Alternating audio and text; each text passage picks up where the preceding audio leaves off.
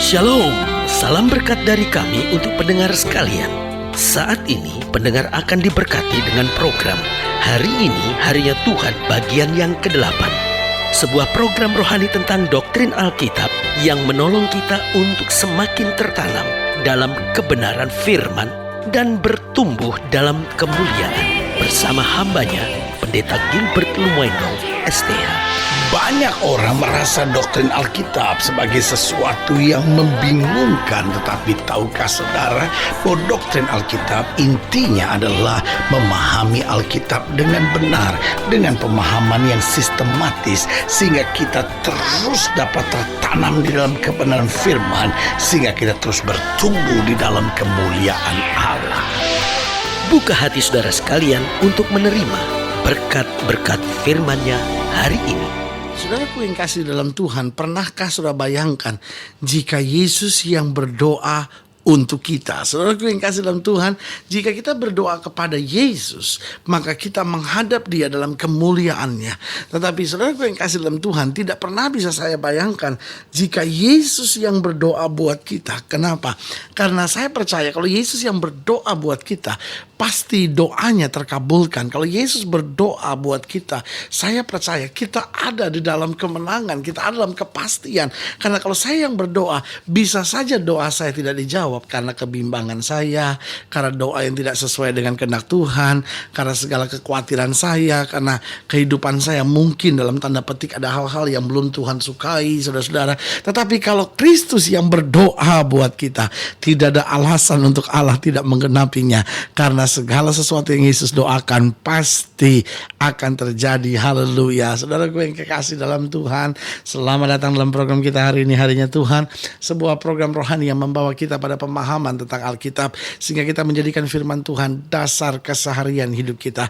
Karena di tengah dunia yang penuh dengan goncangan, firman Tuhanlah satu-satunya pegangan kita yang kuat, yang kokoh, yang membuat kita tidak akan goyah. Haleluya.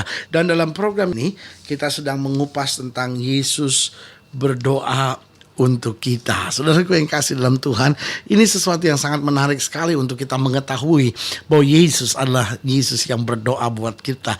Karena kalau saya pelajari dalam Alkitab, Yesus naik ke sorga. Untuk apa Yesus naik ke sorga? Yang pertama, Alkitab berkata Yesus naik ke sorga untuk menjadi pembela buat kita. Sehingga setiap kali Dia mendakwa, setiap kali iblis, maksud saya, mendakwa siang dan malam kita di hadapan Bapa, maka Kristus menjadi pembela buat kita. Kristus menyatakan anugerahnya, kuasanya, darahnya yang tertumpah, segala kebaikan dalam hidup kita, sehingga kita layak disebut sebagai anak-anak Allah.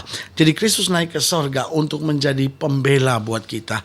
Yang kedua, Kristus naik ke sorga untuk menyediakan tempat buat kita. Dan setelah tempat itu sedia, Dia datang kembali untuk menjemput kita. Tapi yang ketiga yang menarik, bahwa Yesus naik ke sorga untuk berdoa buat kita. Saudaraku yang kasih dalam Tuhan, kenapa Dia perlu berdoa buat kita? Karena seringkali kita salah dalam berdoa. Kita seringkali tidak mengerti apa yang harus kita doakan. Dan kenapa Dia harus berdoa buat kita? Untuk mengajar kepada kita, untuk berdoa di dalam Dia, dan melihat kemenangan yang sudah Dia sediakan. Haleluya.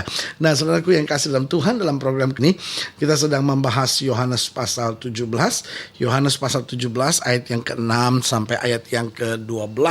Kalau saudara bisa ambil Alkitab saudara, saya beri kesempatan untuk itu. Saudara boleh ambil Alkitab saudara, atau mungkin juga catatan dan alat tulis untuk kita sama-sama dikuatkan.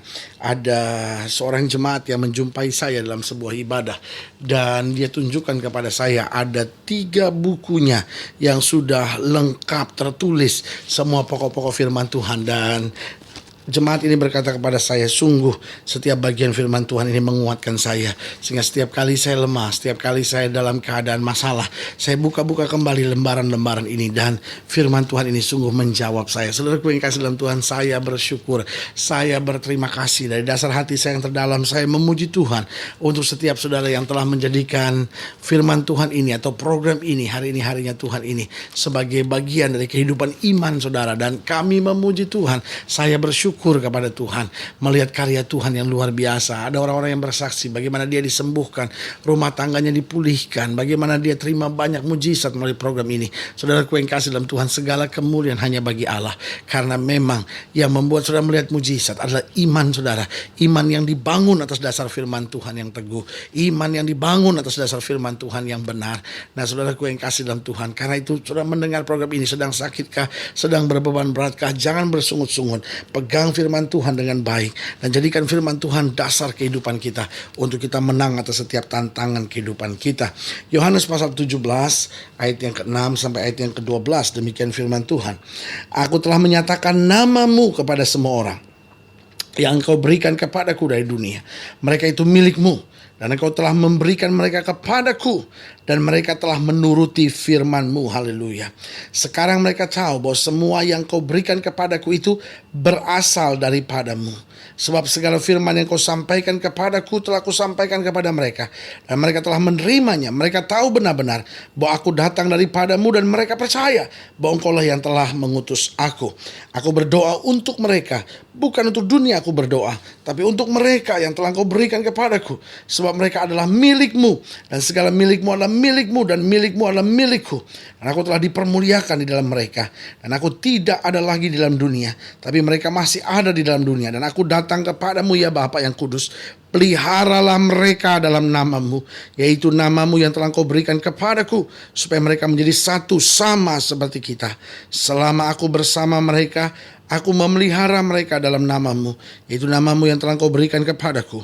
Aku telah menjaga mereka, dan tidak ada seorang pun dari mereka yang binasa, selain daripada dia yang telah ditentukan untuk binasa, supaya genaplah yang tertulis di dalam kitab suci. Haleluya. Saudaraku yang kasih dalam Tuhan, pertanyaannya, kenapa Yesus perlu berdoa buat kita? Bukankah kita yang harus berdoa? Ayat yang ke-9 jelas dikatakan di sini, aku berdoa untuk mereka, bukan untuk dunia. Aku berdoa tapi untuk mereka yang telah Engkau berikan kepadaku, sebab mereka adalah milikmu. Jadi jelas Alkitab mau gambarkan di sini bahwa Kristus berdoa buat kita, bukan hanya untuk dunia secara umum, dunia secara universal, dunia secara global, tetapi untuk kita orang-orang percaya secara spesifik Yesus mengarahkan doanya. Pertanyaannya, kenapa Yesus berdoa buat kita? Yang pertama, jawaban yang saya jumpai adalah karena kita ini miliknya. Jelas dikatakan di sini pada ayat yang ke-9 tadi, aku berdoa untuk mereka, bukan untuk dunia aku berdoa, tapi untuk mereka sebab telah Engkau berikan kepadaku, sebab mereka adalah milikmu, dan segala milikku adalah milikmu, dan milikmu adalah milikku, dan aku telah dipermuliakan di dalam mereka. Ingat, kenapa Yesus tidak berdoa untuk dunia? Kenapa Yesus berdoa untuk kita? Karena saudaraku yang kasih dalam Tuhan, dunia diciptakan pada saatnya akan hancur dan lenyap. Alkitab berkata langit dan bumi akan lenyap. Tetapi dengar baik, kita diciptakan bukan untuk lenyap bersama dengan dunia ini. Karena Alkitab dengan tegas bilang dunia ini sedang lenyap dengan segala keinginannya. Tetapi pada saat yang bersamaan Alkitab dengan tegas bilang, tetapi orang yang melakukan kehendak Allah. Perhatikan, dunia lenyap tetapi orang, perhatikan baik, dunia lenyap tapi orang yang melakukan kehendak Allah akan tetap hidup sampai selama-lamanya. Karena rencana Tuhan dalam hidup kita bukan supaya kita lenyap, tapi rencana Tuhan dalam hidup kita supaya kita hidup kekal dan melihat kemuliaannya dinyatakan. Mengapa? Karena kita adalah miliknya. Sebagai miliknya kita dikasihi. Sebagai miliknya dia mempersiapkan yang terbaik buat kita. Sebagai miliknya dia tidak akan membiarkan yang jahat menjamah. Karena itu dia berdoa. Makanya Alkitab dengan tegas bilang, you are the apple of his eye. Kita ini biji-biji matanya Tuhan yang dipelihara dan dijaganya. Kenapa? Karena kita miliknya. Alkitab berkata bahwa kita adalah umat tebusannya. Kita adalah orang-orang yang dikasihinya dan dipersiapkannya untuk masuk dalam kemuliaannya. Haleluya. Berarti saudaraku yang kasih dalam Tuhan, Yesus berdoa buat kita. Kenapa? Karena kita adalah miliknya. Kenapa engkau harus takut ketika engkau menghadapi masalah? Kenapa engkau harus khawatir ketika engkau menghadapi masa-masa sukar? Ingat, Yesus berdoa bagimu karena engkau adalah miliknya, agar engkau dijaganya, agar engkau melihat anugerahnya dalam kehidupanmu sehari-hari. Haleluya. Yang kedua, mengapa Yesus berdoa untuk kita? Yang pertama sudah saya jelaskan, karena kita adalah miliknya. Yang kedua saya pelajari, karena kita dipersiapkan untuk menang. Kita dipersiapkan untuk menang. Ayat yang ke-10 dikatakan, dan ayat yang ke-11 dikatakan, dan aku tidak ada lagi dalam dunia, tapi mereka masih ada dalam dunia. Aku datang kepadamu ya Bapa yang kudus, peliharalah mereka dalam namamu, yaitu namamu yang telah Engkau berikan kepadaku, supaya mereka menjadi satu sama seperti kita. Kenapa Yesus berdoa untuk kita? Karena kita dipersiapkan untuk menang. Kita ada di dunia, kita lewati peperangan, kita lewati masalah, kita melewati masa-masa yang sukar, tetapi kita dipersiapkan untuk menang. Karena itu Yesus tidak ingin melihat kita hancur, Yesus tidak ingin melihat kita jatuh. Di ayat yang ke-12 dikatakan, selama aku bersama mereka, aku memelihara mereka dalam namamu, yaitu namamu yang telah Engkau berikan kepadaku. Aku telah menjaga mereka dan tidak ada seorang pun dari mereka yang binasa selain daripada dia yang telah ditentukan untuk binasa. Berarti Alkitab menggambarkan buat kita bahwa mereka yang telah buka hati, mereka telah meresponi Injil, mau mereka tidak ada yang binasa. Dengan lain kata, mereka menang, mereka melihat mujizat, mereka melihat kemuliaan dan kuasa Allah dinyatakan. Kenapa Yesus berdoa untuk kita? Yang pertama, karena kita adalah miliknya. Kenapa Yesus berdoa untuk kita? Karena kita dipersiapkan untuk menang. Dan yang ketiga, kenapa Yesus berdoa untuk kita? Karena saudara perhatikan di ayat yang ke-10, ayat yang ke-11, dan aku tidak ada lagi dalam dunia, tapi mereka masih ada di dalam dunia. Dan aku datang kepadamu ya Bapa yang kudus, peliharalah mereka dalam namamu, yaitu namamu yang telah Engkau berikan kepadaku, supaya mereka menjadi satu sama seperti kita. Yang ketiga, kenapa Yesus berdoa untuk kita? Karena kita melalui banyak ujian. Karena kita melalui banyak ujian, Yesus tidak ingin kita jatuh. Karena kita melalui banyak ujian, Yesus ingin memelihara hidup kita. Yesus ingin menguatkan kita. Yesus ingin membawa kita untuk melihat mujizat dan kuasanya dinyatakan. Haleluya. Berarti saudaraku yang kasih dalam Tuhan, tidak perlu engkau takut dalam masa-masa sukarmu. Tidak perlu engkau khawatir menghadapi badai kehidupan yang berat. Sekali lagi saya mau ingatkan buat saudara, kita bukan hanya orang-orang yang berdoa kepada Yesus, tetapi kita adalah orang-orang yang menyaksikan sesuatu hal yang pasti, bahwa Yesus berdoa untuk kita. Saudaraku yang kasih dalam Tuhan, saya percaya waktu Yesus berdoa untuk kita, saya percaya doanya digenapi. Waktu Yesus berdoa buat kita, berarti kita dapat kekuatan baru. Waktu Yesus berdoa buat kita, berarti kita melihat kuasa kemuliaannya dinyatakan dalam hidup kita. Saudaraku yang kasih dalam Tuhan, untuk apa Yesus berdoa buat kita? Karena kita adalah miliknya. Mengapa Yesus berdoa buat kita? Karena kita dipersiapkan untuk menang. Dan yang ketiga, mengapa Yesus berdoa untuk kita?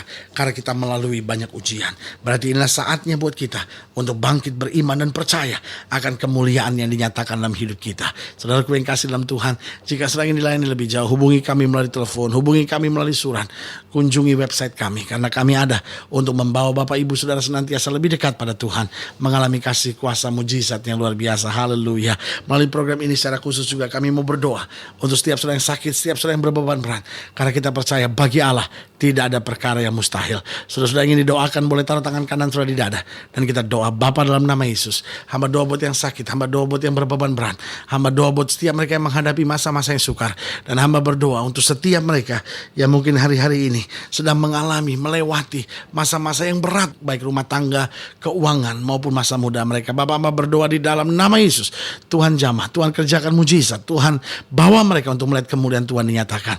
Di dalam nama Yesus kami berdoa. Haleluya.